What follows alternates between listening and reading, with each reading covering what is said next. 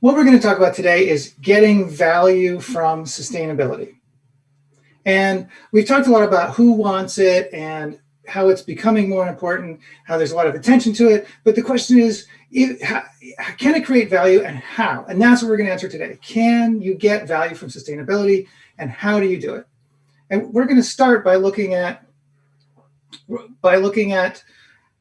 four things: changes and challenges, the context that we have, the context of the world and of expectations, changes in customers, changes in competitors, and changes in the challenges and how we can respond to them to create value. So let's start with context. First thing, take a second and think to yourself, what are one or two trends that are going to drive the world in 2030? At the end of this decade, what are one or two trends that are going to really affect that? And just go ahead and take a few seconds and type that in the chat. What's going to really matter? Well, while you're doing that, let me show you some things that came out of research that my company conducted. We looked at 30 different predictions from organizations such as Euromonitor, McKinsey, the UK Department of Defense, the Institute for the Future, the World Economic Forum, and others. We looked at all these different predictions about what's going to drive the world in 2030. And 90% of the organizations we looked at were not sustainability focused. And yet, what was the number one issue in terms of commonality across these 30?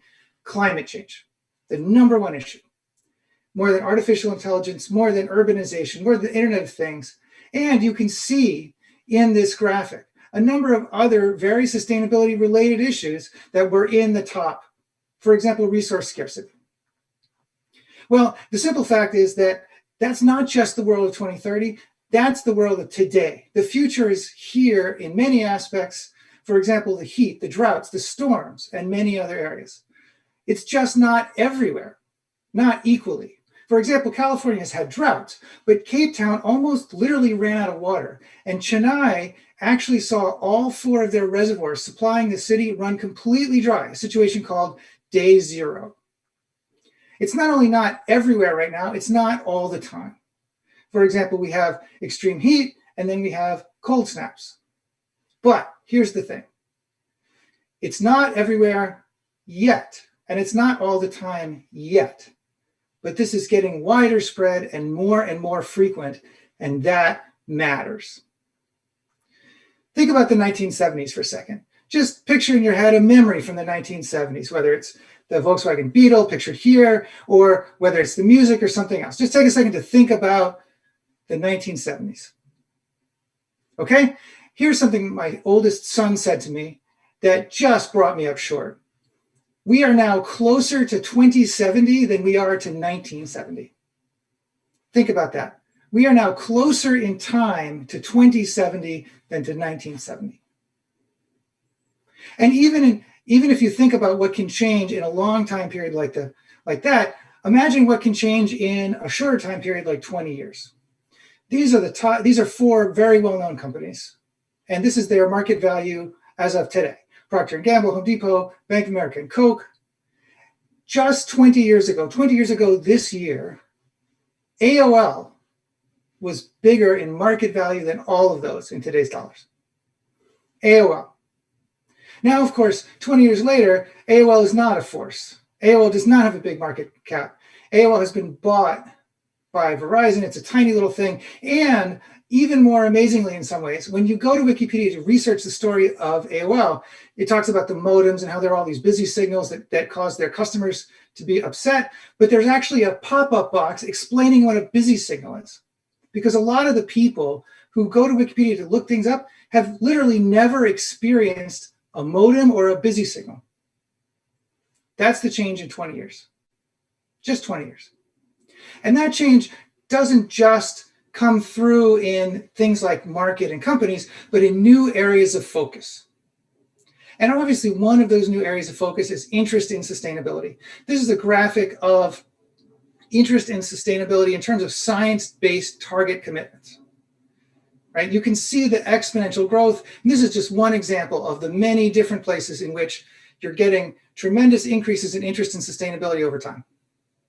Okay, but this was a few years ago.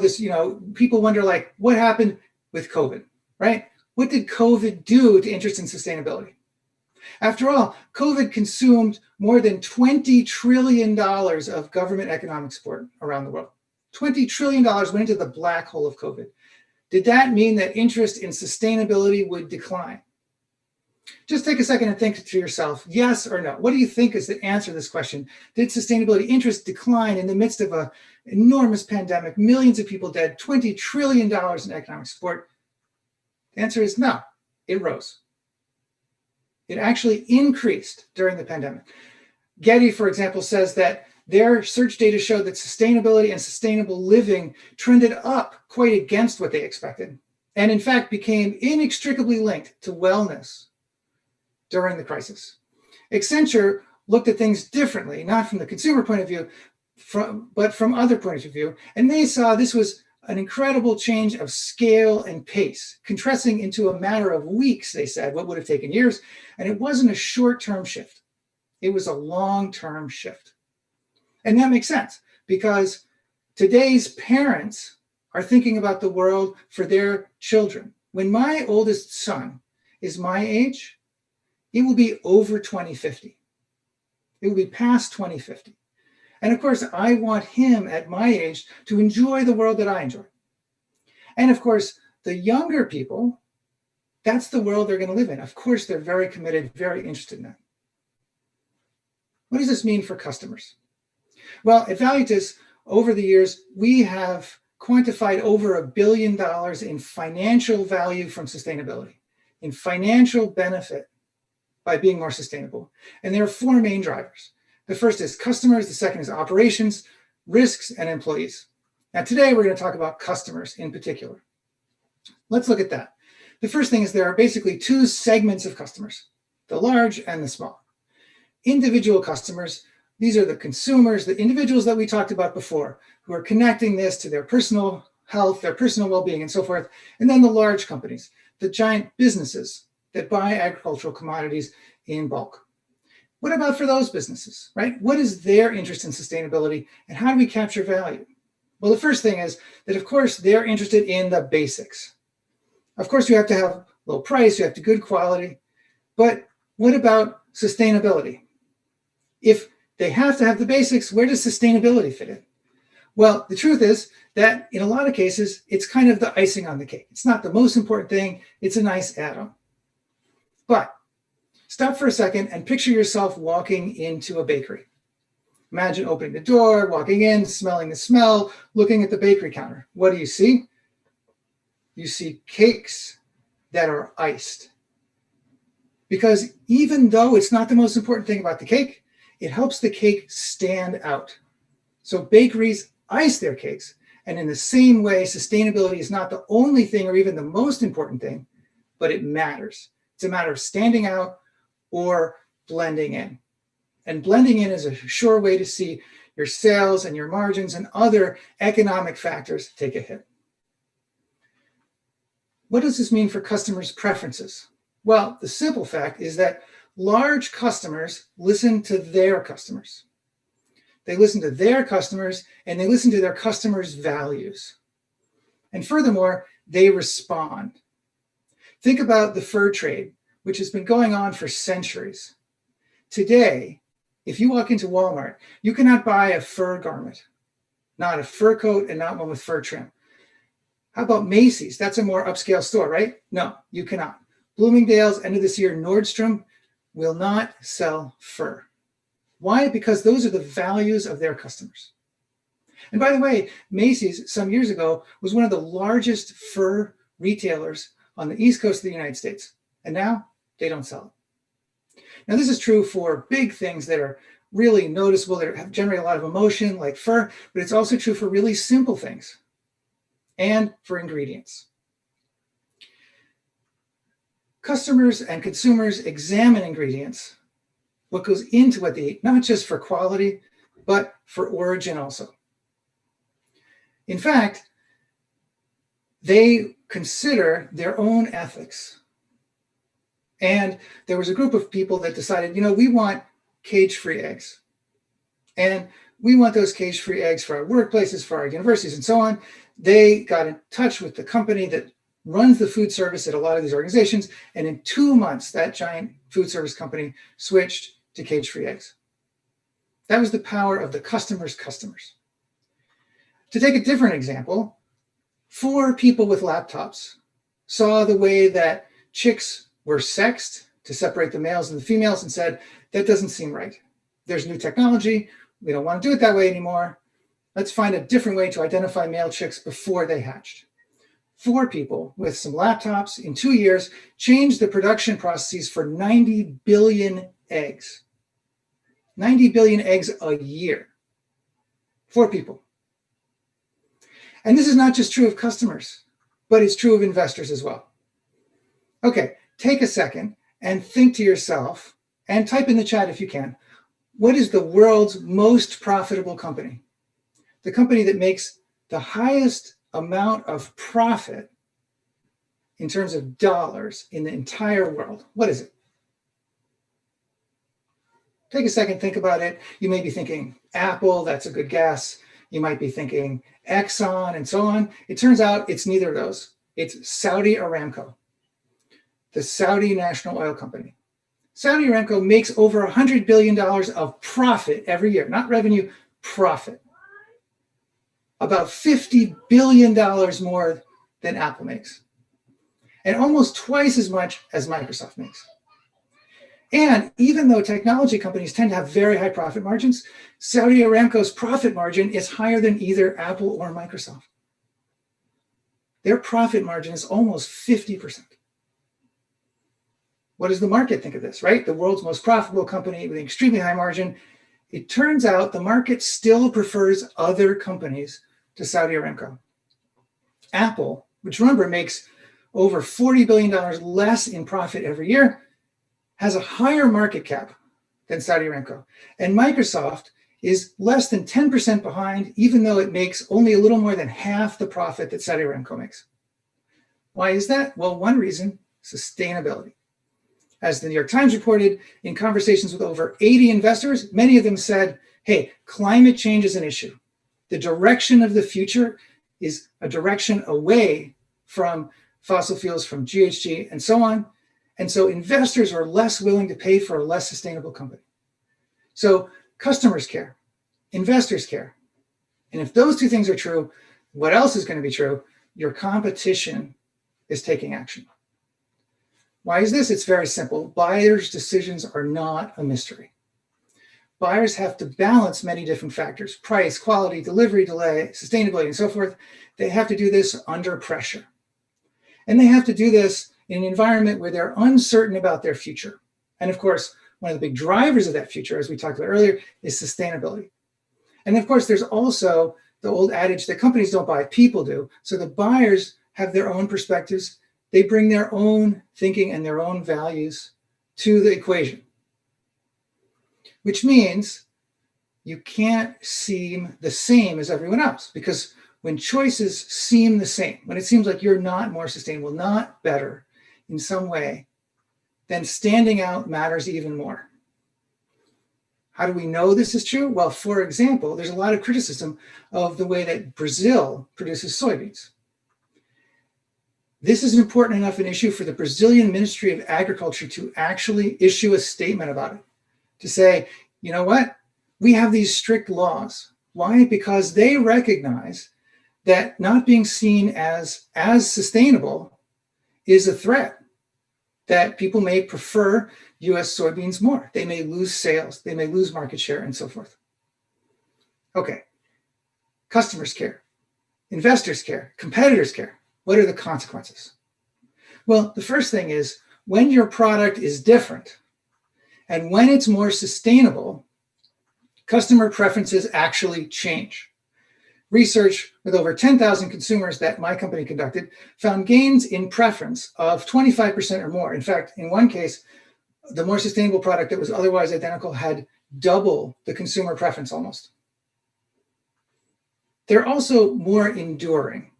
One $30 billion B2B company found that business companies that were involved in their sustainability efforts stayed longer as customers, about 30% longer. That is, they were more loyal customers of this company. And of course, there's less fluctuation. not only does it increase customer preference, but it makes it more stable, which lowers the risk of a fall in sales and the risk of ending up underwater with unsold inventory that costs money to store. Now, whether people change what they consume, or whether they want the brands that they continue to consume, the companies they continue to buy from to change, you have a role. You have a role in terms of sustainability, because this isn't new. As long ago as 2014, 70% of US growers were already practicing some form of soil conservation tillage. So this isn't new, and it is different. Okay, how do you capture the value? Well, the first thing is, and very simply, you have to unpack what's in it for your customers. Your customers have chosen a direction, and they've set goals. Big companies, well-known companies such as these, have set very significant goals. For example, Campbell's has pledged to source 5 of its key ingredients, including soy, from farmers that participate in sustainable agriculture. When? By 2025, less than half a decade from now. You tie what you're doing to their goals. As we talked about earlier, over 1,200 companies have committed to science-based emissions targets. When you make your production more sustainable, that helps them. How? Most of their emissions, typically the majority of their emissions, are from their suppliers, from you.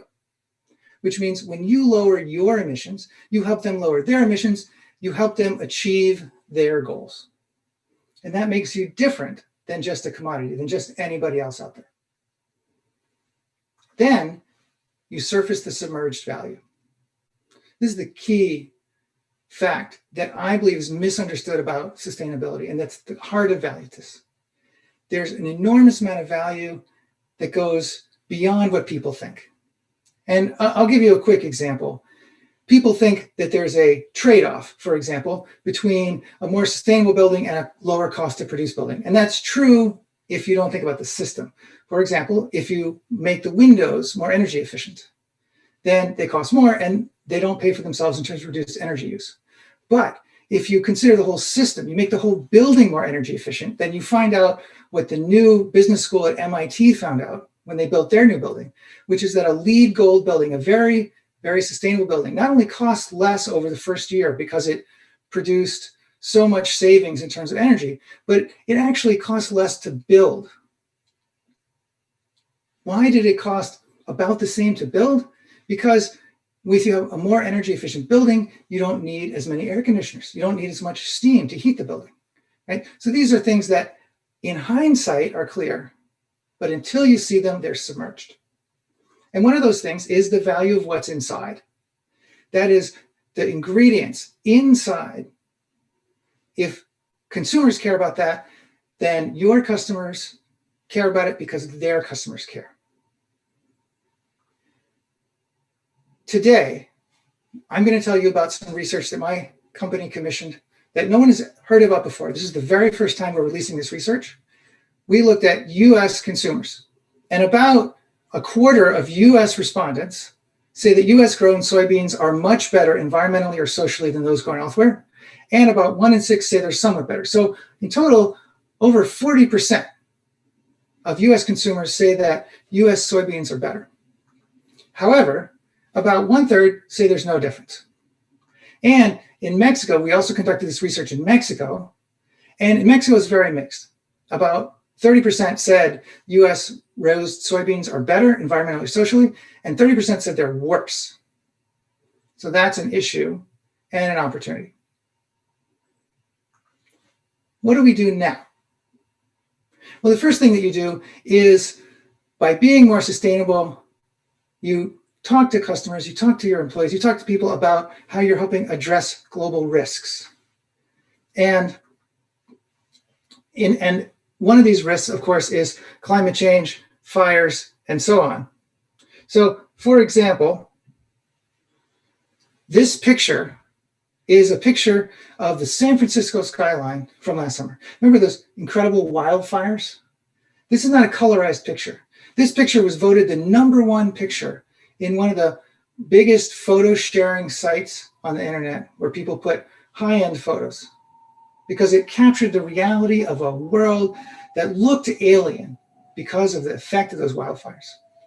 You also help with regional risks, things like droughts and storms and so forth, and local risks. And by doing this, things like fires. And by doing this, you help your customers, their regions, their globe, and you help their bottom line. And helping their bottom line and helping them with their values and their goals strengthens the relationship between you.